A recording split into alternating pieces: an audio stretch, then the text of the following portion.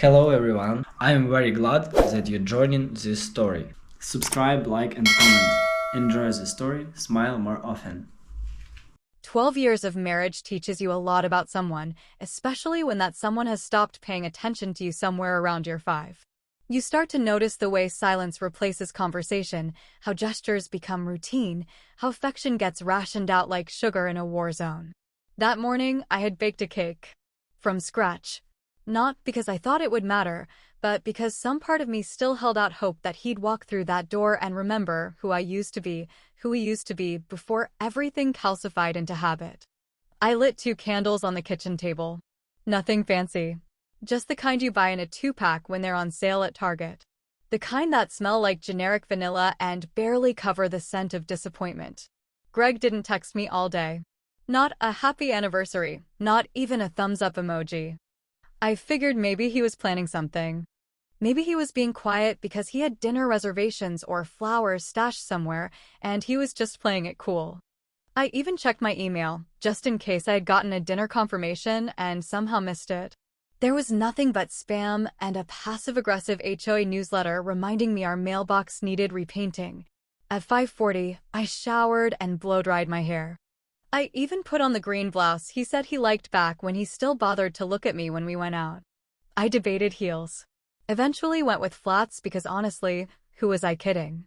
When the front door finally opened around 7:30, I was sitting on the couch pretending to read, but really just waiting to hear how he'd start the evening. Greg strolled in, reeking of after-gym sweat, his hair still damp, water bottle in hand, gym bag slung over his shoulder like a badge of self-satisfaction. He dropped the bag by the door, glanced at me, and said, "Hey," like it was any other Thursday. I raised an eyebrow. "Happy anniversary," I said, trying to give him a second chance to show some sign of recognition. That's when he grinned and reached into a grocery store bag I hadn't noticed before. He held out a wrapped box, poorly wrapped, to be clear, like he'd done it in the parking lot using the last of the holiday paper we kept in the garage. My heart did a weird thing, not quite excitement, more like anticipation dipped in dread. I unwrapped the paper slowly, still holding onto that dangerous sliver of hope. Inside was a deluxe cleaning kit, the kind with ergonomic handles and matching microfiber towels and a damn instructional DVD. It was lime green. Not even a nice green. Cheap, toxic, industrial green. Greg smirked as I looked down at the gift, then said, "That's all you're good at, anyway." The silence after that sentence was so loud it made my ears ring. I don't even remember blinking. I just remember that weird out-of-body feeling, like I was watching the whole thing from the ceiling, watching myself smile. That's what I did. I smiled. I said, "Thank you." I walked to the kitchen table, gently placed the cleaning kit next to the sad little vanilla candles and the cake I had baked from scratch, and took a photo with my phone. The photo looked almost staged, like a still from a movie that was about to get real dark, real fast. Greg didn't even notice the cake. He walked past me to the fridge, opened a beer, and asked if I wanted to watch a documentary about some damn stock market crash. I said no. I said I had a headache. I said I was tired. Then I walked upstairs, went into the guest room, and closed the door behind me without another word. I didn't cry. That surprised even me. I thought I would cry, big ugly sobs, curled up on the bed style. But I didn't. I just lay there, staring at the ceiling fan, listening to it spin like the slow ticking of a clock counting down to something I hadn't quite named yet. At midnight, I got up and went to my laptop. I hadn't opened that particular file in years. It was buried 3 folders deep, password protected, and titled plainly, "In case he ever deserves it." I didn't even have to think to remember the password. My fingers typed it out automatically, like muscle memory. And just like that, the folder opened, and with it, something inside me unlatched too. I started scrolling through the contents: photos, notes, screenshots, receipts, timelines, account numbers, passwords, recordings. It was all there. 6 years worth of just in case. 6 years of knowing deep down that someday I might need a way out that didn't end with me on the losing side. I stared at the screen for a long time. The cursor blinked at the top of a text document titled Exit Strategy. It looked like it had been updated last 3 years ago, but I knew exactly what it said. I had written it the night he forgot our anniversary the first time, year 6. That had been a bottle of wine night. This wasn't. This was a cold water to the face night. This was the kind of night that makes you pack silently, one sock at a time, while someone sleeps downstairs thinking they've won. Downstairs, I could hear Greg laughing at the television, the beer clinking as he placed it on the side table. I could practically see him with his feet up, scratching his stomach like the king of the goddamn castle. He had no idea. Not a single clue. But he would. Oh, he definitely would. The morning after the cleaning kit incident, I woke up before the sun even thought about rising, and I lay in the guest bed staring at the ceiling fan again, this time not with numbness, but with a sort of electric clarity pulsing just beneath my skin. It felt like I had crossed a threshold, like the Claire who had smiled and said, "Thank you," had officially left the building, and what remained was someone far more dangerous. Not loud, not violent, but strategic, patient, and done playing dumb. Greg had always underestimated me, which was his first mistake, but not his last. I pulled my laptop from under the bed, and the glow of the screen lit up the whole room like a confession booth. The folder was still open, the cursor still blinking inside the exit strategy document I had started drafting 6 years earlier, back when Greg, accidentally, forgot my birthday and came home drunk from his boss's poker night with lipstick on his collar. I remembered sitting at the kitchen table that night, pretending not to notice, while I Googled how to track shared accounts and quietly signed up for a password manager. I didn't confront him then. I didn't even mention it. That was the moment I realized the most powerful thing a woman can do is nothing, at least not right away. Over time, I had turned documenting Greg's behavior into a kind of quiet ritual, something I did late at night after brushing my teeth and before checking Instagram. I saved texts where he mocked my cooking, emails where he CC'd his assistant on messages about keeping Claire out of the financial stuff, and even a voice memo from the night he told me, during an argument over vacation plans, "You're lucky I even married you." I could have done better. I had screenshots, photos, PDFs, spreadsheets, and one particularly incriminating calendar entry where he had booked a hotel on a Thursday night in February, even though he told me he was working late at the office.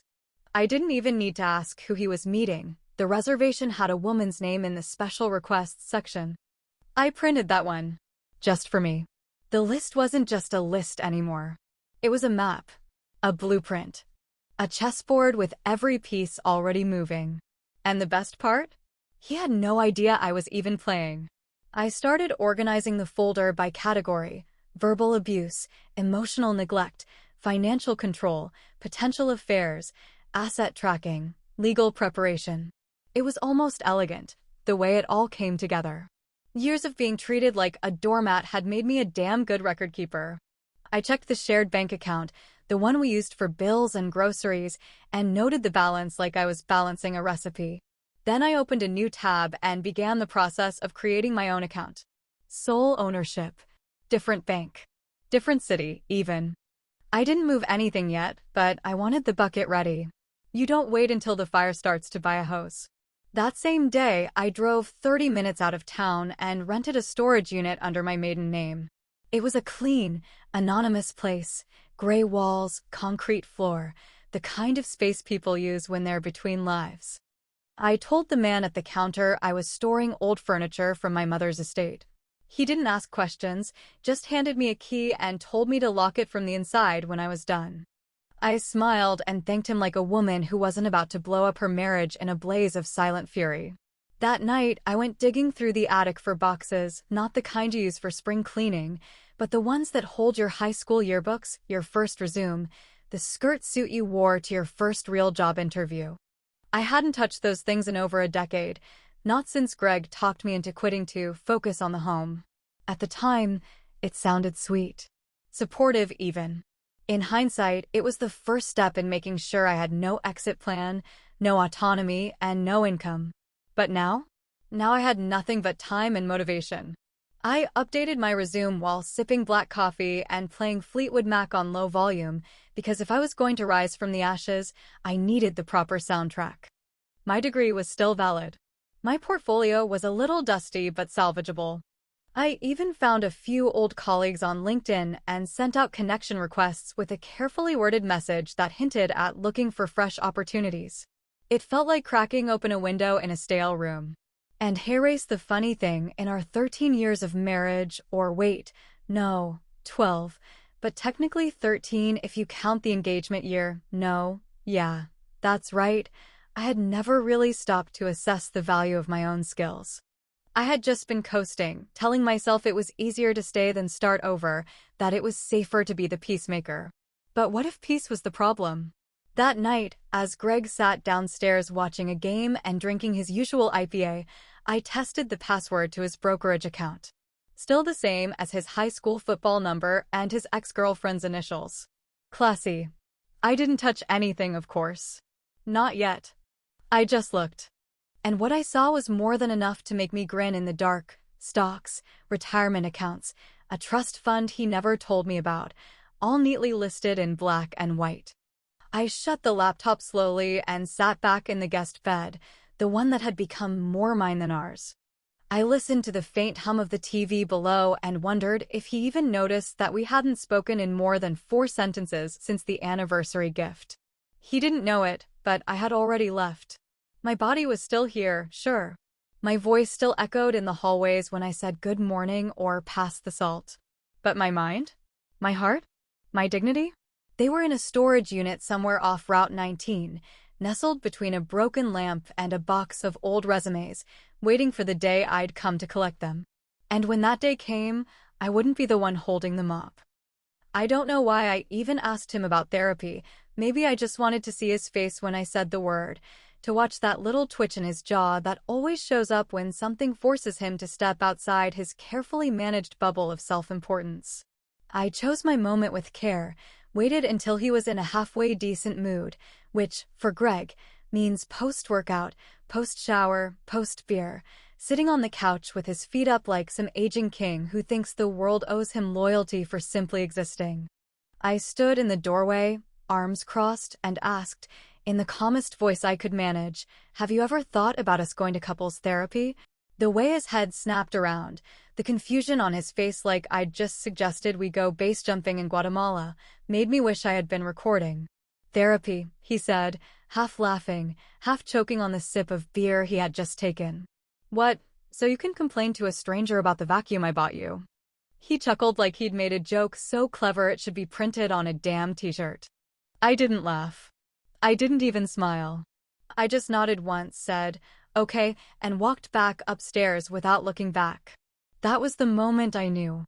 Knew with an iron certainty that there was no fixing this, no redemption arc, no heartfelt apology coming around the bend.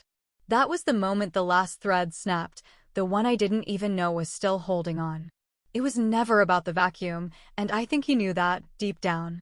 It was about everything before it and everything after it, all the little comments, the dismissive glances, the way he talked over me in front of our friends like I was background noise, the way he rolled his eyes when I mentioned wanting to go back to work as if I had said I wanted to become a trapeze artist.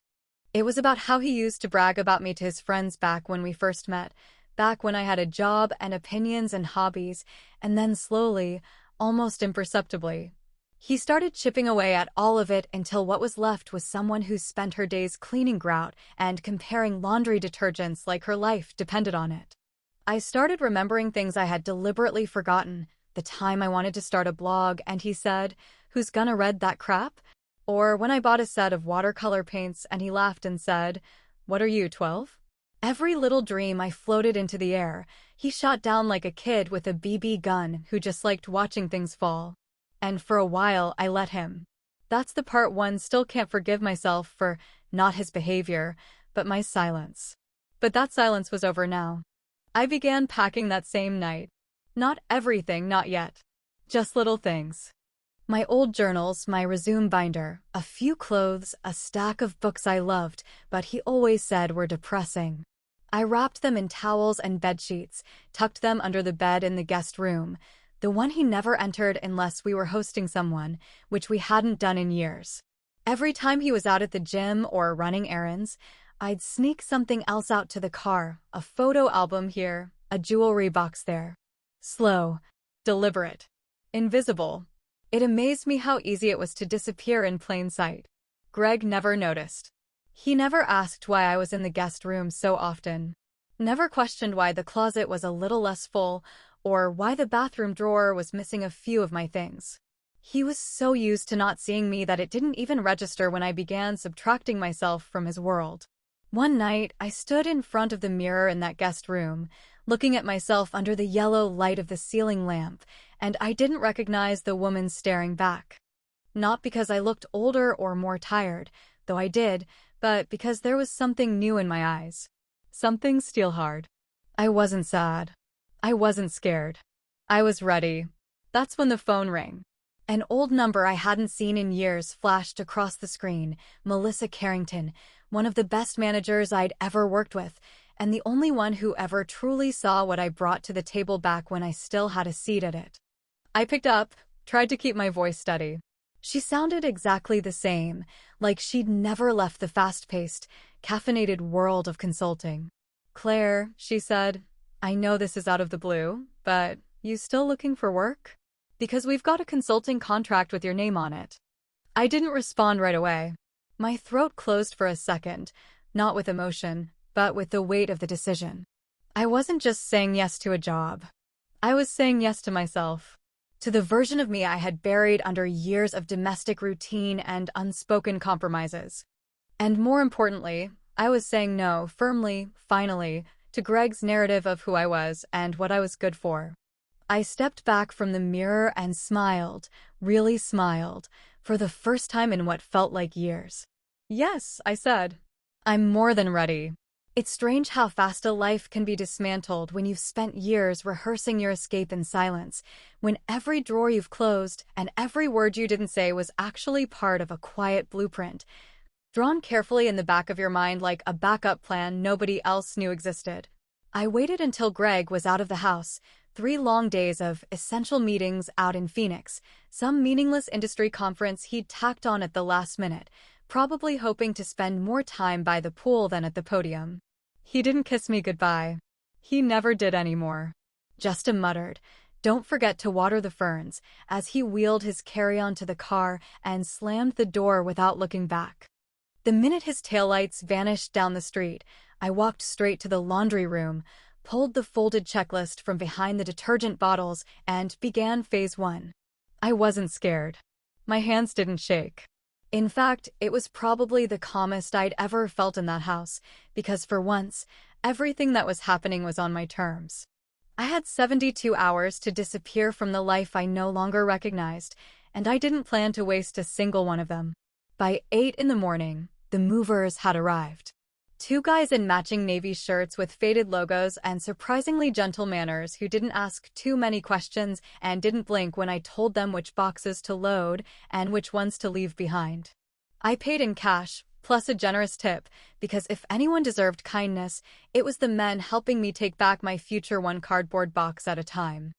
I watched as they carried out the pieces of my life I had selected with surgical precision, the photo albums, the boxes labeled Claire's office, the good dishes Greg insisted we never use because they were too nice for guests we don't even have. While the truck was being loaded, I was making phone calls. Bank accounts were finalized. Utilities were transferred or shut off. The cable was canceled. Subscriptions deleted. The cleaning lady, who Greg had insisted we hire only to show off, since I did most of the cleaning anyway, was paid a final visit and quietly released from her duties. I told her, gently, that I hoped the next house she cleaned would feel more like a home. She hugged me like she understood more than I was saying. Next came the locks. The locksmith arrived just after noon, a young guy who probably thought he was there for a standard key replacement. I handed him a sticky note with a list of what needed changing: the front, the back, the garage entry, and even the sliding door lock Greg never fixed properly. I wanted everything secure, not for myself, but as a final, poetic twist. Because when Greg walked back into that house, it would be the last time he walked in without asking permission. I left very little behind. I took what mattered and nothing more. The kitchen was empty except for a lone mug, the one he always used that said, #OneBoss, even though he hadn't managed a single person in years. The bedroom was bare, stripped of the throw pillows I'd bought in a burst of optimism last spring. The closet still held a few of his suits, mostly ill-fitting, the kind he refused to tailor but insisted on wearing to prove he still had it. I left his cologne, too. That sharp, cheap scent that made me nauseous by association. I didn't want any of it. But I did leave something small and sharp and impossible to ignore. On the mantel, directly beneath the oversized flat screen Greg had insisted on mounting so high I had to crane my neck to watch anything, I placed two things side by side. The first was the framed photograph I'd taken on our anniversary, the one with the cleaning kit sitting like a centerpiece of humiliation between the drooping grocery store roses and the untouched cake. I had printed it in black and white, like a crime scene photo, and placed it in the silver frame we'd gotten for our 5th anniversary, the one he said was too fancy to actually use. Next to it sat the divorce papers. Signed, notarized, ready for filing. The envelope was addressed, stamped, and open just enough that he couldn't miss the contents inside. A declaration. A promise. A full stop. And on the refrigerator, right next to the spot where he used to hang his workout schedule and motivational quotes from billionaires who'd never changed a diaper in their lives, I placed a single yellow sticky note. The handwriting was neat, calm, deliberate. All I was good at? Turns out I'm good at escaping, too. I didn't wait to see his reaction. I didn't need to. I had imagined it 100 times in 100 different ways. The silence when he walked in and realized something was missing. The frown as he checked the closets. The slow climb of dread up his spine when he spotted the empty jewelry box, the bare vanity, the lack of a toothbrush in the bathroom. And then, the note. The picture. The papers. That moment, that single unraveling moment was enough for me. I left the house without turning around. Closed the front door gently behind me, not with a slam, but with the kind of finality you reserve for cemeteries and endings you've already grieved. My car was packed, my storage unit was full, my apartment key jingled in my bag like a tiny little bell of freedom. I was gone. Later that night, the message came through. His number flashed across my screen like a ghost refusing to die. WTF is this? Are you serious? I stared at it for a second, just long enough to let the weight of his panic roll over me like a weak tide. Then I blocked the number. Not with anger. Not with tears. But with the same quiet resolve I had carried for years, buried under every apology I'd accepted, every compliment I'd craved, every time I made myself smaller to fit inside the space he gave me. And now? Now I was done being small. The first night in the apartment by the lake was quiet in the kind of way that feels like a question you're not quite ready to answer. I sat on the edge of the unfamiliar bed with my shoes still on and my hands resting on my knees, listening to the low hum of the fridge in the next room and the occasional creak of the floorboards above me, where someone else's life was already being lived. The walls were bare, the furniture mismatched from Craigslist, and the sheets still smelled like detergent instead of dreams, but I was there. I was alone. And for the first time in over a decade, I wasn't lonely. The apartment wasn't much, just a one-bedroom with a tiny balcony overlooking a sliver of lake and a parking lot full of cars that probably hadn't been washed in weeks. But to me, it was a palace. No one raised their voice in this space. No one rolled their eyes when I forgot to buy milk or left my shoes in the hallway. No one told me to turn down the music or change the channel or stop talking over the news. Every sound belonged to me now, every footstep, every cupboard slam, every laugh that accidentally slipped out while I watched reruns of shows Greg used to call mindless. It was all mine, and it was enough. The divorce went public 3 weeks after I left. Greg did what Greg always did, turned to the crowd to build a version of himself that didn't look quite so pitiful. He posted some cryptic status about betrayal and disloyalty, something vague enough to gather sympathy from people who didn't know him well enough to recognize his patterns. He told mutual friends that I had snapped, that I was unstable, that I had taken everything, the irony of which would have been hilarious if it weren't so predictable. But what Greg didn't count on was that I came prepared. For every lie he tried to plant, I already had a shovel in the ground ready to dig up the truth. My lawyer was a sharp, no-bullshit woman named Denise who wore red lipstick like armor and called me kid even though we were the same age. She was the one who told me to stay quiet online, at least for now, and let the documentation do the talking. And it did. The files I had spent years curating, the spreadsheets, the screenshots, the call logs, the bank transfers, they told a story far more compelling than anything Greg could fabricate over happy hour drinks with his buddies from work. And when the mediation started, Greg's lawyer took one look at the stack of folders Denise placed on the table and leaned over to whisper something that made Greg's face go redder than I'd ever seen it. In the meantime, I posted that photo, the one of the anniversary cleaning set, to a private Facebook group I'd joined a few days after moving out. The group was full of women from every corner of the country, women with stories that echoed mine so closely it felt like we'd all been living in the same suffocating house under different roofs. I didn't add a long caption, just 3 lines. This was my anniversary gift. He said it was all I was good for. I left 72 hours later. Within a day, the photo had hundreds of comments. Within a week, it had thousands. That was me, one woman wrote. I got a gym membership and a scale. Another said, mine gave me a cookbook and said, now maybe you'll stop burning dinner. Story after story, all dripping with the same flavor of disdain, the same quiet violence dressed up as humor or practicality. But what surprised me most wasn't the anger, it was the solidarity. Women messaged me privately to thank me. Some told me I had given them courage. Some just said they cried, and I told them I had, too. Back then. Then came the phone call, Denise again, this time sounding half amused, half annoyed. Greg wants to contest the settlement, she said. Says he didn't realize you were serious when you signed the papers. I laughed harder than I had in months. Let him, I said, leaning back in my chair, watching the sunlight dance across the hardwood floors. He's welcome to try. I've got all the receipts. And I did. But even more importantly, I had something he'd never be able to download, copy, or subpoena. Peace. Weeks passed. The days grew longer.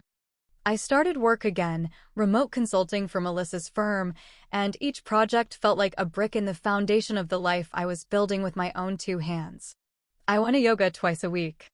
I bought a plant and didn't kill it. I joined a book club full of women who drank too much wine and weren't afraid to say exactly what they thought. I started wearing red lipstick, too, though I always wiped it off before video calls. Some parts of me were still private, still healing, and that was okay. Then one Saturday morning, I found myself at a quiet cafe by the lake, the kind with mismatched mugs and laminated menus and waitresses who call you sweetheart, even when they're clearly on their last nerve. I sat at a corner table near the window, the framed divorce papers resting beside my coffee like a souvenir from a life I no longer had to return to. I had brought them with me for a reason, though I didn't know it until I saw her, a young waitress, maybe in her early 20s, wiping down a nearby table with a look in her eyes I recognized too well. She reminded me of myself once. Tired, cautious, dreaming about something but afraid to say it out loud. I reached into my bag and pulled out the small gift box I had brought, wrapped neatly in brown paper with no bow, no tag, just a quiet weight to it that seemed to hum with meaning. When she passed by my table, I held it out. She paused, confused. I'd like to return this, I said softly, meeting her eyes. On behalf of every woman who was ever told she was only good for one thing. She didn't ask what was inside. She just took it and nodded slowly, like maybe she understood more than I could ever explain. And I smiled. And maybe, just maybe, I was never the one who needed cleaning up.